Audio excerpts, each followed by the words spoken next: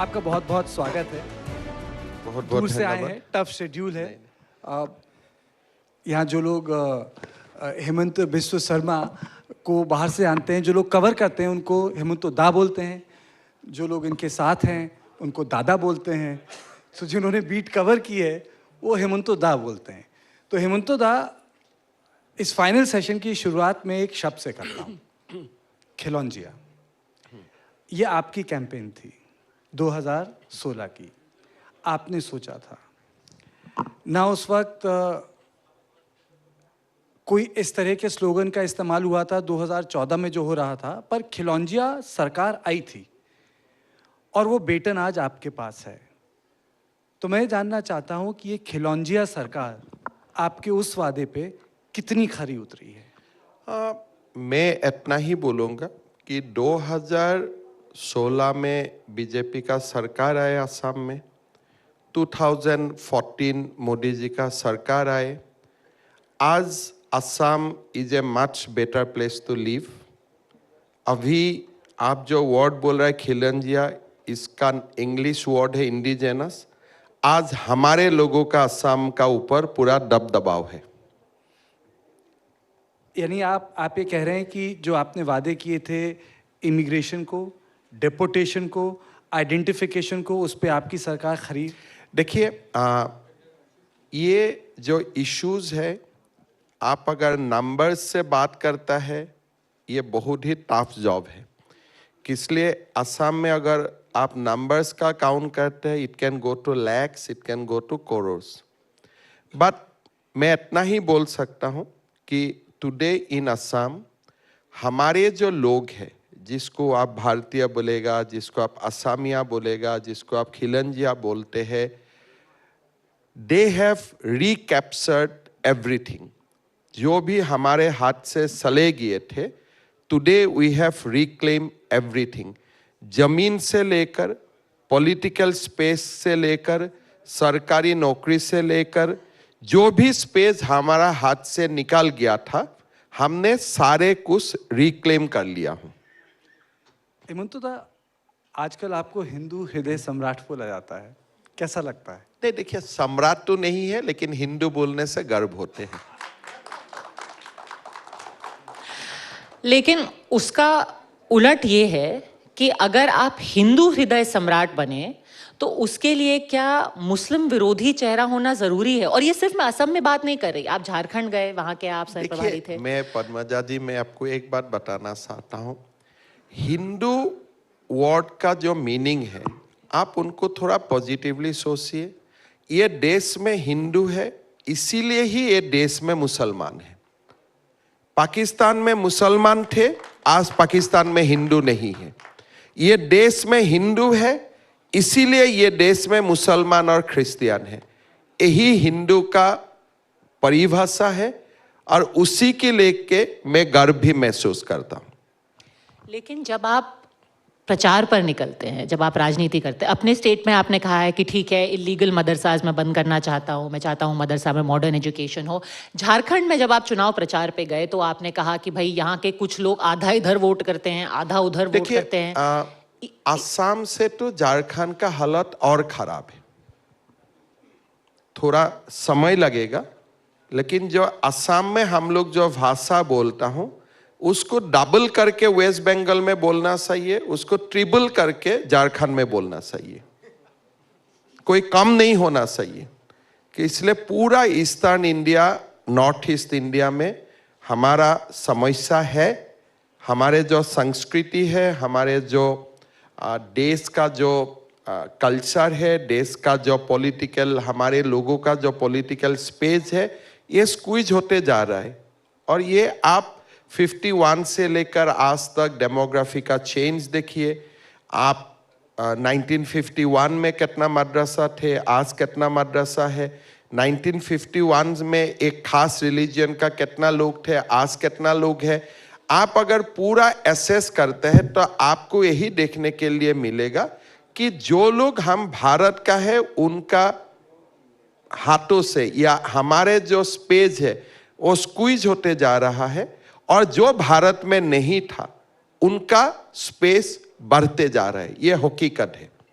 पर भारतीय मुसलमान को घुसपैठिया कहना, देखिए, हम क्यों भारतीय मुसलमान को घुसपैठिया बोलूंगा? जो घुसपैठिया है उसी को ही घुसपैठिया बोलूंगा ना। हम क्यों बोलूंगा भारतीय? हम पागल हुआ है क्या? जो भारत में जिसका जन्म है, जो भारतीय भाषा बोलते हैं, जो भारत में ही उनका 3-4 जनरेशन है, हम इसको क्यों घुसपैठिया बोलूंगा? तब तो मैं एपीजे कलाम आजाद को भी बोलना पड़ेगा। हम क्यों ऐसा गलती करूंगा? हमारा भी तो कुछ दिमाग है। हम उसको ही घुसपैठिया बोलता हूं जो सचमुच घुसपैठिया है, बाकी किसी को नहीं बोलता। हम क्यों बोलूंगा? अगर मैं उनको बोलूंगा तो वो भी मुझे बोलूंगा। भारत उनका भी है, भारत मेरा भी है। मैं सम्मान करता हूं जो 6-7 पीढ़ी से भारत में है, वो चाहे वो हिंदू हो मुसलमान हो, ये तो भारत का ही है। लेकिन घुसपैठिया सबका आप थोड़ा सा, सुप्रीम कोर्ट में भी कोई परिभाषा दिया है, और that word is real, who those who came after 1951, इसको ही हम घुसपैठिया बोलता हूं। बड़ी सीधा बात है। पर इसको लेकर के थोड़ा सा आपका विचारधारा बदली है। बहुत वक्त तक आप बदरुद्दीन अजमल को भी कहते थे कि वो तो है घुसपैठिया। आप उनसे बात करो ना 2-3 मिनट, आपको ही लग जाएगा वो भी कहां से आए हैं, कैसे आए हैं। पर कांग्रेस तो अब कह रही है कि आपके उनसे बड़े खास रिश्ते हैं, बड़ा प्रेम है, परस्पर प्रेम है दोनों के बीच। जब मैं सीएम अब आप उनको सलाह भी दे रहे हैं कि शादी कर लो। मैं जब सीएम हूं, मेरा साथ सबको अच्छा रहना उनका मजबूरी है, ये मेरा मजबूरी नहीं है। चलिए, तो कांग्रेस का लोग भी मेरा साथ असम में अच्छा रहते हैं, यूडीएफ का लोग भी अच्छा रहता है, वो उनका मजबूरी है, मेरा मजबूरी नहीं है। मैं उनका घर नहीं जाता, वो मेरा घर में आते हैं। मैं आपका हेमंतो, आपका मैं ध्यान एक दूसरे मसले पर आकर्षित करना चाहता हूँ। इजाज़त चाहिए। आप पॉइंट पर्सन है भारतीय जनता पार्टी के नॉर्थ ईस्ट में, कई सारी सरकारें बनी, आपकी भूमिका अहम थी, चाहे अकॉर्ड्स थे, बॉर्डर वाले इश्यूज थे, पॉलिटिकल सेटलमेंट थे। आपके कार्यकाल में अल्फा का भी, जिसे कह सकते हैं, प्रेजेंस आपने काफ़ी कम कर दिया, एक तरह से ख़त्म किया। पर आज उत्तर पूर्व में मणिपुर की समस्या इतनी क्यों बढ़ी और 2 साल तक प्रशासनिक रूप से चलती क्यों चली गई? देखिए, मणिपुर का जो समस्या है वो 2 साल से नहीं, ये देश का स्वाधीनता का समय से ही है। 3 कम्युनिटी मणिपुर में एक साथ रहते हैं, उनका अपने आप में जितना ट्रस्ट एंड कॉन्फिडेंस बिल्ड होना चाहिए था, ओवर द इयर्स नहीं हुए। कुछ लोग म्यांमार से भी आते हैं, उसी के लिए भी लोग नाराज है। This is a very complex issue और उसका कोई शॉर्टकट फॉर्मूला नहीं है। यू हैव टू, ये जो कांग्रेस बोलते हैं कि मणिपुर का हंगामा 2 साल से हुए, उनका खुद का सरकार का बारे में उनका खुद मालूम नहीं है।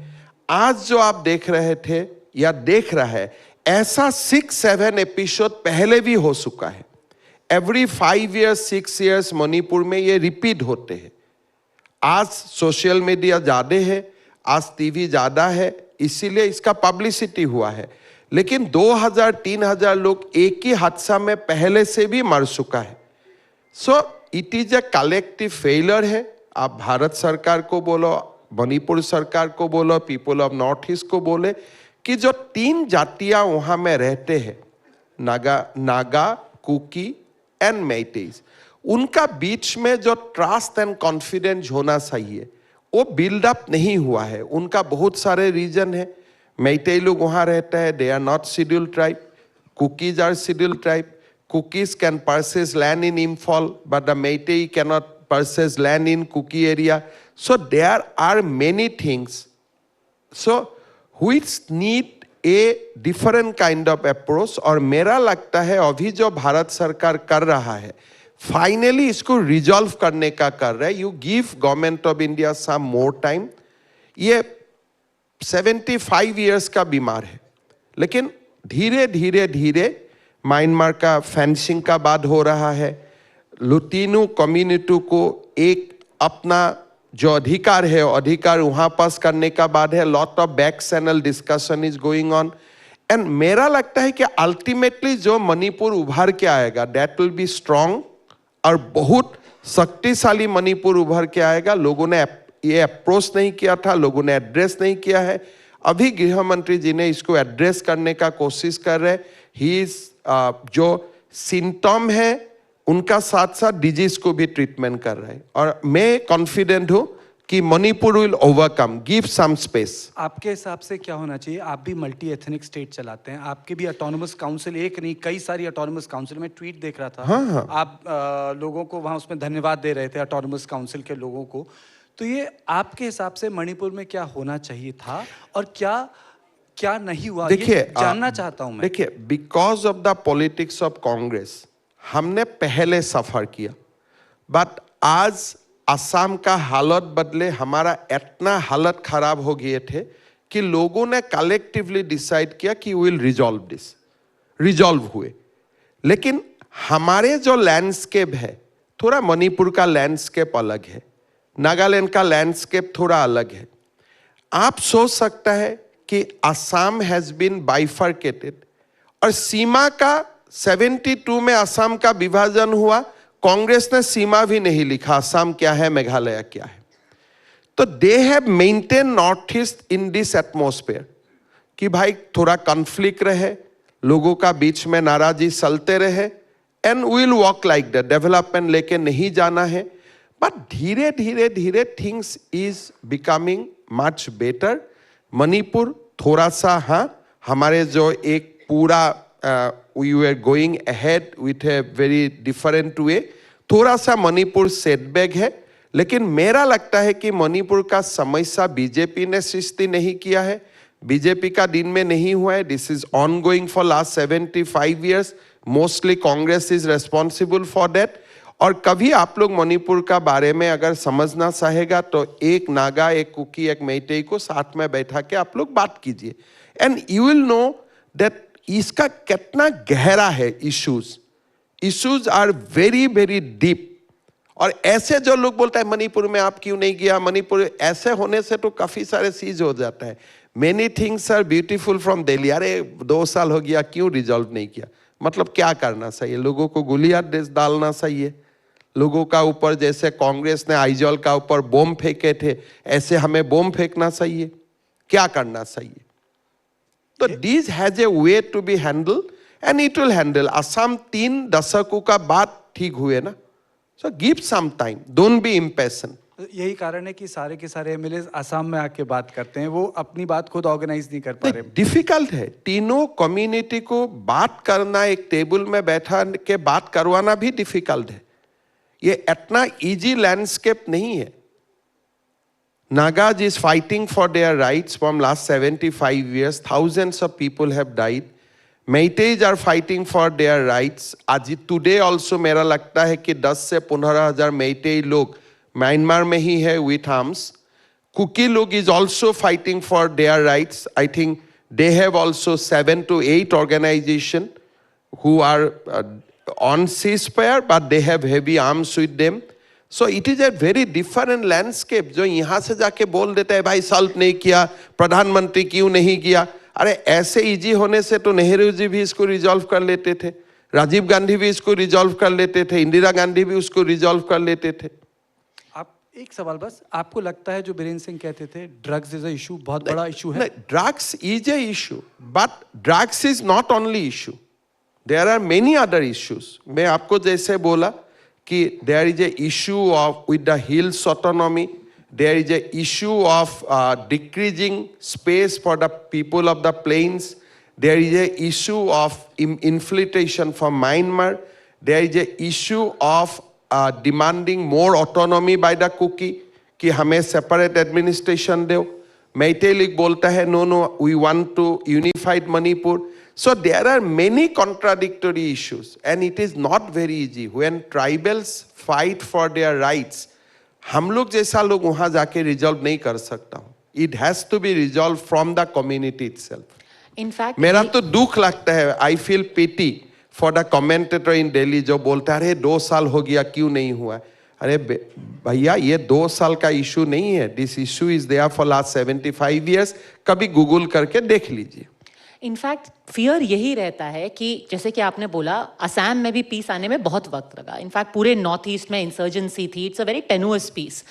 जितना मणिपुर ऑन द बॉयल रहेगा, क्या ये और स्टेट्स में स्पिल ओवर इफेक्ट होने का स्पिल fear ओवर नहीं नहीं होते कि इसलिए क्योंकि हिल ट्राइब्स हैं। देखिए मणिपुर एंड असम का distance is almost 800 kilometre. I mean Nagaland. Nagaland का भी हमारे अभी तो नागालैंड में कोई समस्या नहीं है, बट यस अगर नॉर्थ ईस्ट का कोई एक प्रदेश में भी कुछ होते हैं उसका एक साइकोलॉजिकल इम्पैक्ट तो हर जगह में पड़ते हैं, लेकिन फिजिकली वी आर अपार्ट। सो असम आप उसी दृष्टिकोण से यही भी बोल सकता है बंगाल में कुछ होने से भी असम का इम्पैक्ट होगा, because Assam and Bengal lives more in proximity. हम अब Assam is going to enter into election mode very quickly. क्या वहां पर एक फियर है कांग्रेस के रिसर्जेंस को लेकर के? The reason why I ask this question sir is because in the Lok Sabha elections जो अभी हुए हैं पूरे देश में जो सबसे ज्यादा मार्जिन ऑफ विन था वो था कांग्रेस के रकीबुल हसन का, और वो भी उन्होंने किसको हराया? आपके अच्छे मित्र बदरुद्दीन अजमल। नहीं, रकीबुल हुसैन को तो हम ऐसा एक देश बना ही दिया हूं, और आगे भी 10 लाख वोट से ही जीतेगा। After delimitation that constituency is 95% with Muslim. तो जो भी मुस्लिम नेता को लड़ना है उधर ही जाना चाहिए, वहां में सुनाओ। हमने ऐसा ही उसको बना दिया हूं। लेकिन असम ही एक सा प्रदेश है, out of 126 BJP lead 97 seat in parliamentary constituency. हम 14 में 11 सीट जीते, और असम में विथ 40% मुस्लिम, जो असम का टोटल लैंडस्केप है 40% मुस्लिम है, और 40% मुस्लिम होने का बावजूद बीजेपी 11 लोकसभा सीट जीतते हैं, और हमारा असेंबली का जो लीड है out of 126 we led in 97 seats. इतना भव्य विजय देश में कहीं नहीं हुआ है विथ 40% मुस्लिम पॉपुलेशन। तो यही कभी आप लोग चर्चा नहीं करते हैं, ये तो आपको सीखना चाहिए, समझना चाहिए। भाई एक प्रदेश में 40% मुसलमान होते हैं, फिर भी बीजेपी को 11 लोकसभा आउट ऑफ 14 कैसे मिलता है, और 126 सीट है। मेरा तो लगता है असेंबली में हम लोग सेंचुरी भी मार के आ जाएगा। आपके सवाल का जवाब प्रियंका गांधी ने दिया था जब वो लोकसभा में ढुबरी कैंपेन करने गई थी कि ये हिमंता बिस्वा शर्मा और बदरुद्दीन अजमल एक फिक्स्ड मैच खेलते हैं, मुस्लिम वोट डिवाइड करते हैं। अब नहीं होगा मुस्लिम वोट मेरा डिवाइड। कोई इंटरेस्ट ही नहीं है। मैं तो मुसलमान लोग को बोलता हूं भाई जिसको चाहे उधर ही वोट डाल दो। मेरा कोई इंटरेस्ट नहीं है। मेरा इंटरेस्ट है मदरसा बंद करने में, डॉक्टर बनाने में, इंजीनियर बनाने में। मेरा इंटरेस्ट है मुसलमान को रास्ता देना, स्कूल देना। वोट कहाँ देता है मैं खबर ही नहीं लेता हूं। पर एक अभी भी मैं सुबह सुबह से आज कैंपेन करके आया। एक ऑटोनोमस काउंसिल का इलेक्शन है। मैं एक ही बात बोला कि भाई आप लोग आराम से रहो, शांति से रहो। बीजेपी को वोट देने के लिए आप सोच भी मत लो। वो देना है तो देना, नहीं देना है तो नहीं देना, ये आपका बात है। लेकिन जो प्रियंका गांधी बोल रहे, बदरुद्दीन रकीबुल, ये सब तो नाम भी मैं याद नहीं करता हूं चुनाव का समय, इसलिए मेरा आंख उधर जाते ही नहीं। मेरा आंख अलग जगह में रहते हैं, एंड मैं उसी से ही हम लोग जीत के आएगा, आप चिंता मत करो। पर फिर तो यही इसको वही स्ट्रेंथन करता है ना इंप्रेशन को कि एक चीफ मिनिस्टर कह रहे हैं मुझे मुसलमानों का वोट नहीं चाहिए। ये तो बात नहीं बोला। मैं बोला भाई मैं फोर्स नहीं करूंगा वोट देने के लिए। इसका तो आप नहीं, तो मैं गलत बोलने से तो सुप्रीम कोर्ट मुझे नोटिस भी दे देते थे। मैं बोलता हूं मेरा इंटरेस्ट नहीं है। आपको जहां चाहे आप वोट डालो, मैं आपको कोई फोर्स नहीं करूंगा। मैं दुविधा में नहीं डालूंगा कि मोदी जी को वोट दो, हिमंता बिस्वा शर्मा को वोट दो। जहां इच्छा उधारी डाल दो आप। मैं आपको दुविधा में नहीं फंसाना चाहता हूं, इसलिए कोई सारे लोग मुझको बहुत प्यार करते हैं, लेकिन फिर उसको वोट भी बीजेपी को नहीं देना है। तो इसलिए मैं बोलता हूं मां दुविधा में मत पड़ो, जहां चाहे वोट डाल दो। उसके लिए आपका और मेरा संपर्क खराब नहीं होगा। और बाय दी बाय मैं बोलता हूं कांग्रेस का कोई नेता से मुसलमान इलाका में मैं मीटिंग करने से क्राउड मेरा मीटिंग में ज्यादा आते हैं। ये सवाल आप मैंने भी तो असम जाके देखा ही है। मैं तो मुसलमान में भी मुझको लोग इतना प्यार करते हैं। मैं जहां भी जाऊं मुसलमान महिला तो ऐसे नॉर्मली बहुत कंजर्वेटिव रहता है, लेकिन मुझको देखने से मुझको बेटा जैसा पकड़ पकड़ के सुमा खाते हैं, इसलिए मुझको बेटा मानते हैं वो लोग। मैं सब कर देता हूं, लेकिन ये मैं बोलता हूं भाई वोट के लिए दुविधा में मत पड़ो। इसलिए कोई महिला हमें वोट देना चाहते हैं, फिर वोट का बाद, इलेक्शन का बाद कोई पुरुष उनको क्यों वोट डाला बीजेपी को बोल के घर में मारपीट भी हो जाता है।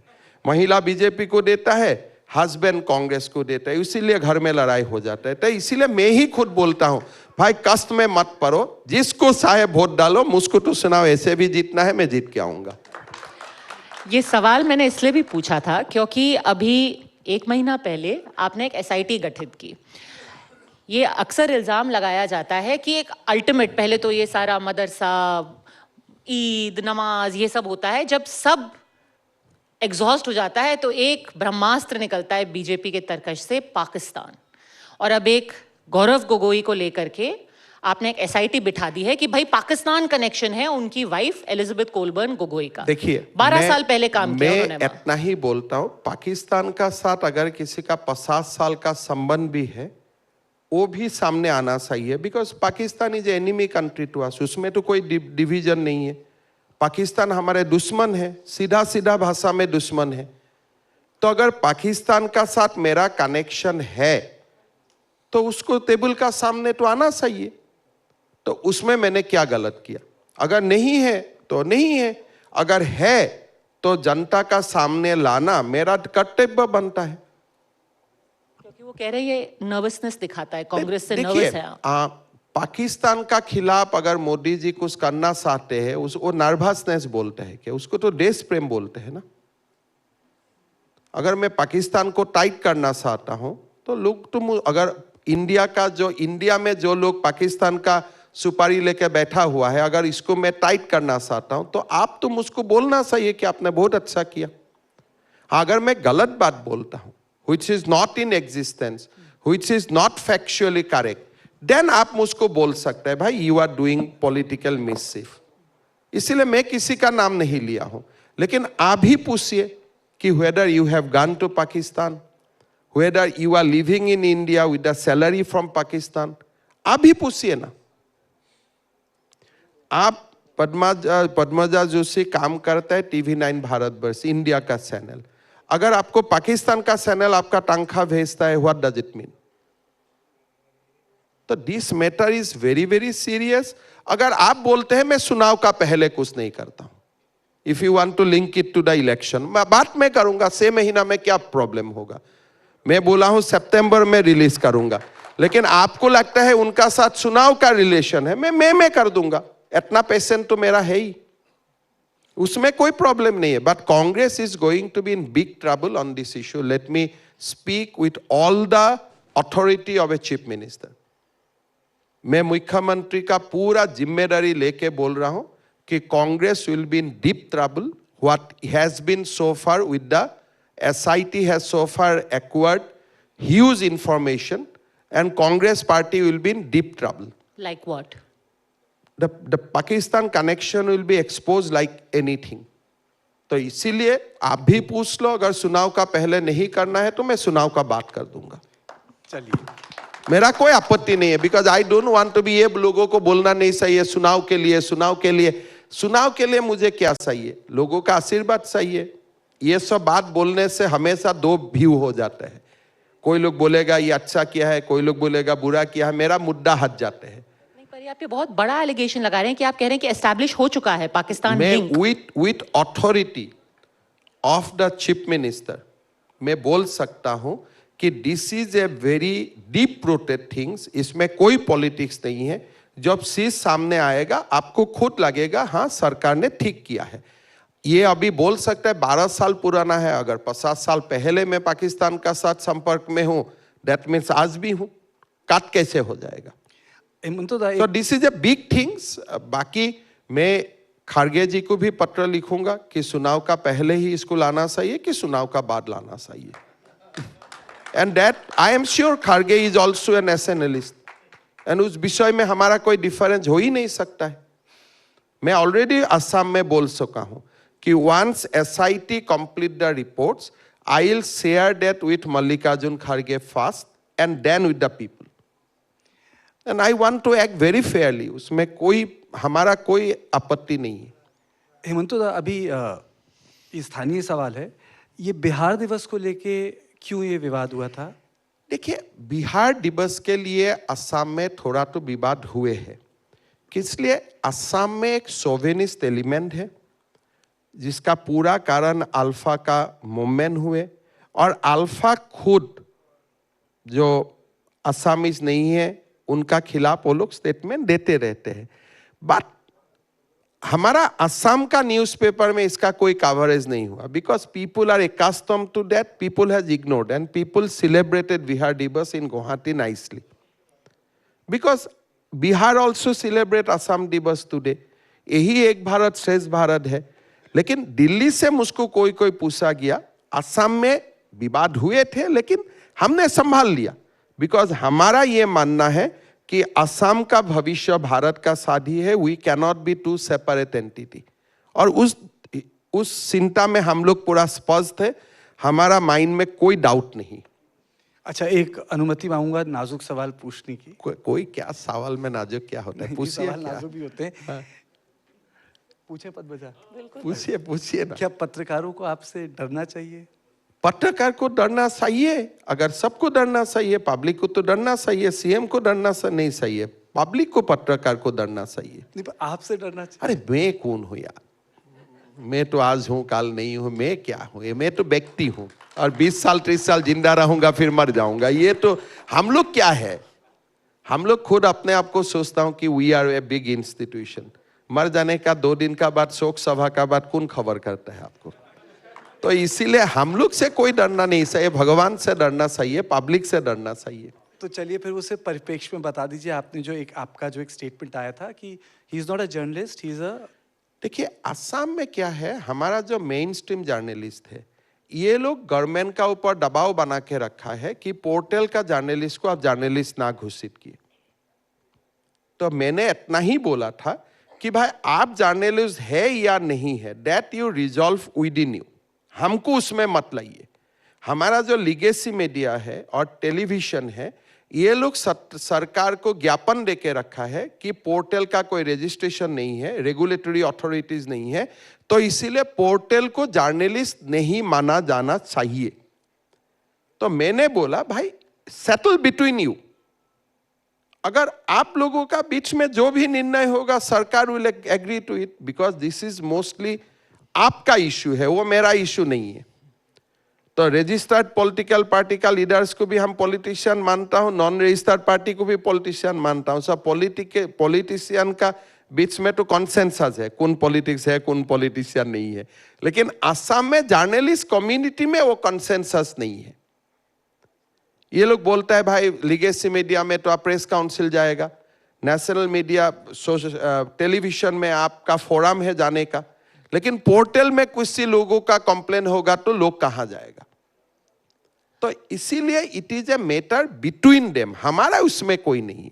पर सर वहाँ लार्जर इशू ये नहीं है कि वो पत्रकार जो है बैंक में करप्शन को लेकर के सवाल ये पूछ आपका रहा था। गलत है, वो बैंक में करप्शन लेके नहीं गए थे। यूट्यूबर उनका खुद का जेसीबी है, उसका खून का डंपर है, उसका बड़ा भाई लैंड का ब्रोकरी करते हैं, तो इसका बहुत बड़ा स्टोरीज है।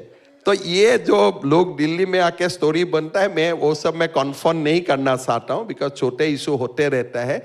लेकिन एक पत्रकार का डेफिनेशन क्या है आप लोग खुद ही तैयार कीजिए।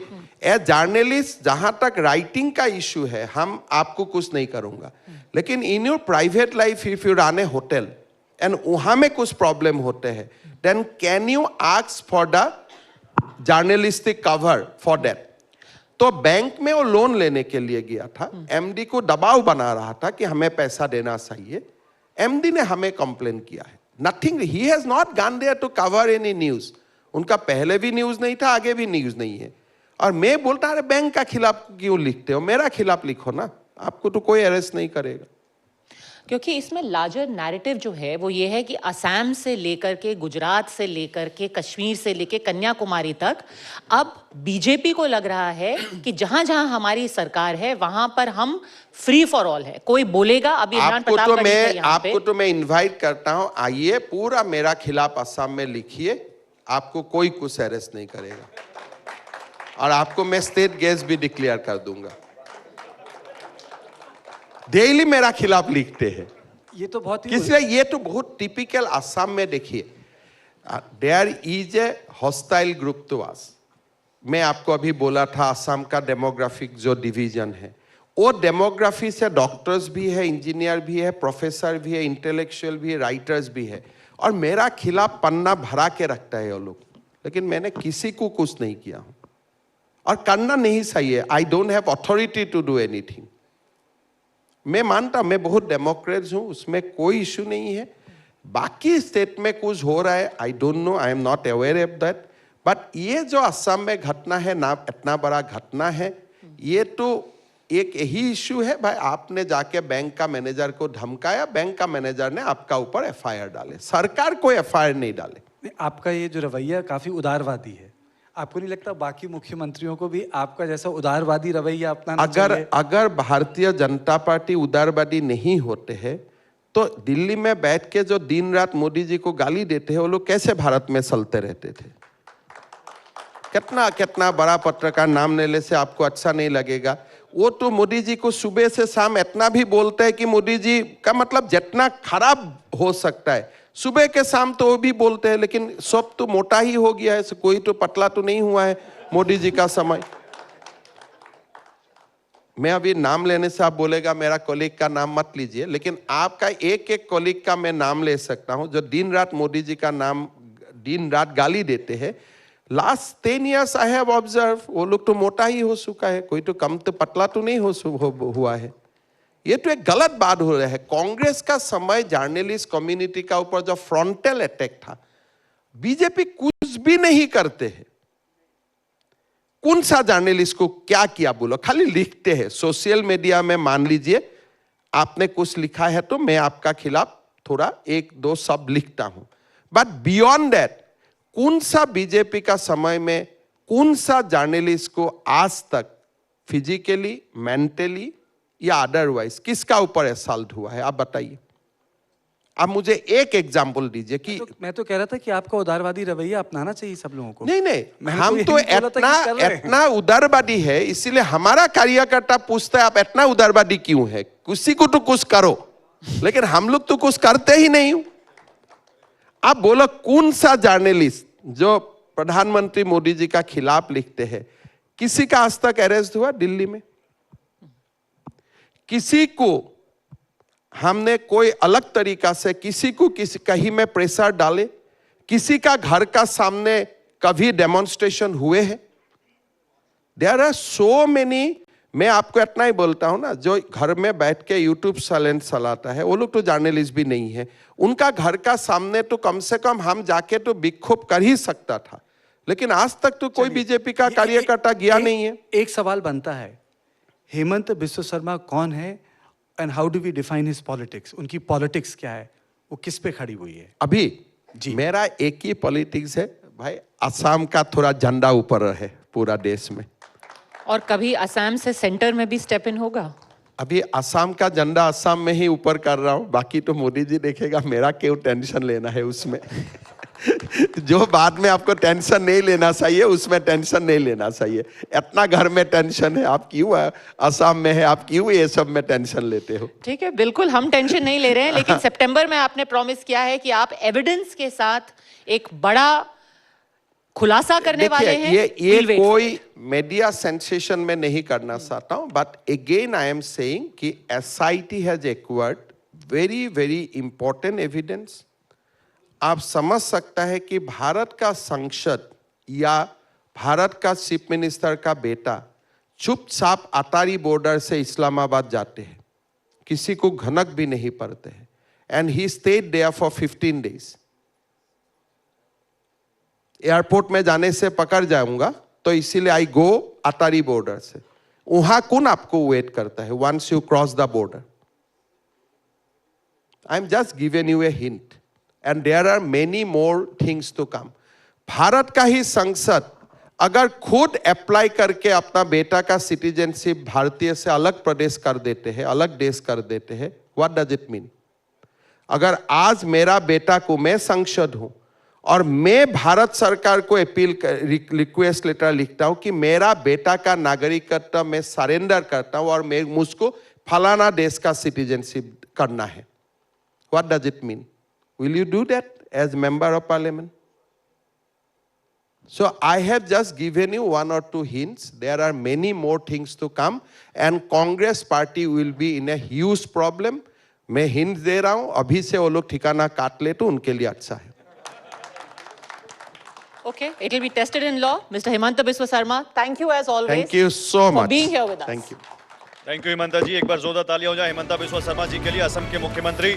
और मैं आग्रह करूंगा हिमंता जी आप कृपया स्टेज पर रहें. अभी मैं टीवी9 नेटवर्क के whole time director Hemant Sharma ji से आग्रह करूंगा कि वो मंच पर आएं और हेमंत बिस्वा शर्मा जी को शॉल भेंट कर सम्मानित करें.